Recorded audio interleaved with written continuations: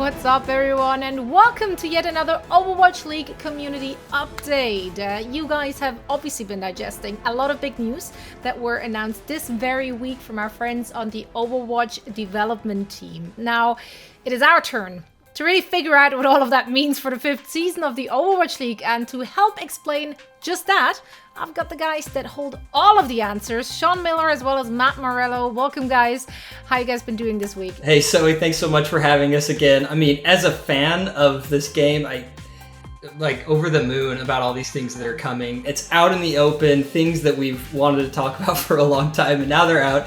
And we can talk about how that relates to the league and what's coming. So thank you so much for having us. I am relieved. People can stop tweeting me. You know the info now. Stop messaging me on Discord. Secrets, so I'm very surprised. Yeah, stop messaging me on Discord. Everything's good now. We can all breathe a little sigh of relief. But no, I agree with Sean.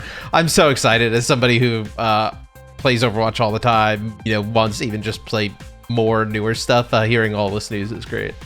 Absolutely. It was great to see the community's reaction to all of the stuff which has been announced. So I think we should dive right into it. So what changes can we expect to see in the Overwatch League this very season? Yeah, first of all, we're happy to announce that all Overwatch League players currently have access to the early build of Overwatch 2 PvP. So that means they're going to get about 2 months to practice their strategies and scrim against each other to make sure they are ready as they can be for the May 5th start. I think the amount of time that the teams have to practice is going to be like subjective across the board, right? Some teams feel like they probably need more, some teams feel like they need less, but 2 months, 8 weeks is a lot of time, I believe, for the teams to prepare and practice going into next season. It aligns with a lot of other games, game release to first tournament window. So happy we were able to land on that, allow the players to get that much time with hands-on on the game. Definitely, and I think it's worth mentioning that we're so excited for teams to start coming up with their different strategies. And, you know, ideally, as we go throughout the season, we're going to see some pretty fluid meta changes and innovating from teams and what their tactics are to be the number one team. So excited about that as well. Just a lot of change overall, right? You know, we talk about 5v5 now. Obviously, you look at push as a new game mode, but, you know, speaking of like meta and heroes specifically, we can say that Sojourn is going to be available for the Overwatch League at the beginning of the season. So that's another thing to throw in there, that teams will have hands-on with her, get some, you know, feel of how she plays, and we'll see her at the beginning of the season.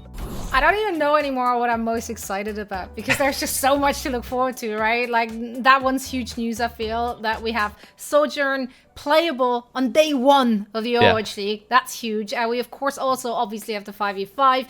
Let's talk about modes and maps. I know I've been waiting to see which push maps will be played once we reveal the map pools.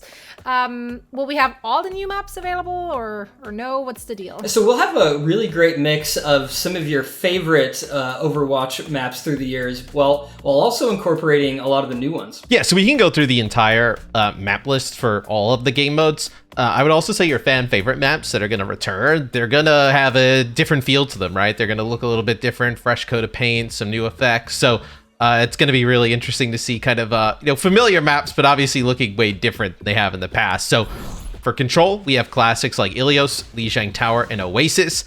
For Hybrid, you've got Eichenwald and King's Row. Had to throw that one in there. Wasn't going to let this go on without King's Row. And then obviously a new map with Midtown, which we saw a preview of during the PvP live stream that we did, you know, a bit ago. And then for Escort, we're excited to have Circuit Royale in, which was Monte Carlo. So you guys be pretty familiar with that.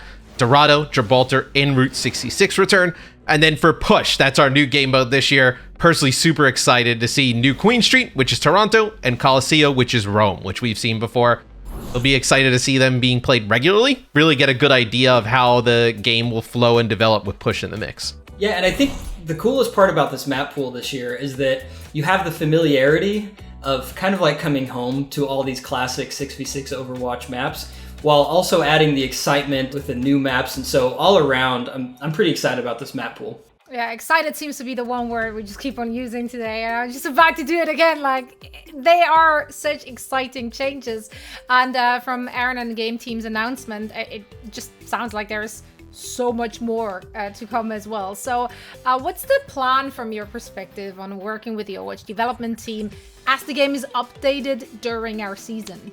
Right, I think the word fluid is an accurate word to describe what's how the season's going to go, right? With game updates coming and content and all the exciting things that we have coming. We want to make sure that we are lockstep with the Overwatch development team in getting these updates with the OWL season structure the best we can. So specifically, we want to make sure that major content drops happen between tournaments, because we don't want to do too much goalpost moving on the teams and the players and drop too much right in the middle of say, the mid-season madness seeding weeks. We want to make sure that they have sufficient time and that the tournaments themselves are fluid and structured enough to have that level of competition that's fair. That's very sensible. Thank you, Sean. I like to hear that. Okay, all right. Finally, guys, I think we already seen the opening weekend schedule. We also already discussed in our first update the tournament structure, but that's just not enough for me. I want to see the full schedule. Is that available already? It is. If you go to OverwatchLeague.com, full schedule is up on the site now. You can mark your calendars for some marquee matchups you don't want to miss. If you think your team is going to get blown out, you can also figure out which ones you want to kind of avoid on those days. Keep the emotions running high, positive vibes all around.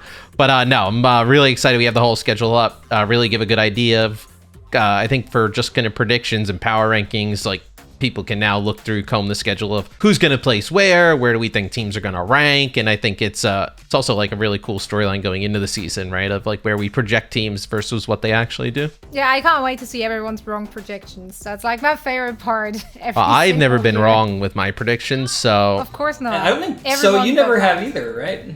In your predictions. No, actually, I wasn't first in predictions last season, but the previous seasons I've always been. First. So we'll give one to Johnny. Why not?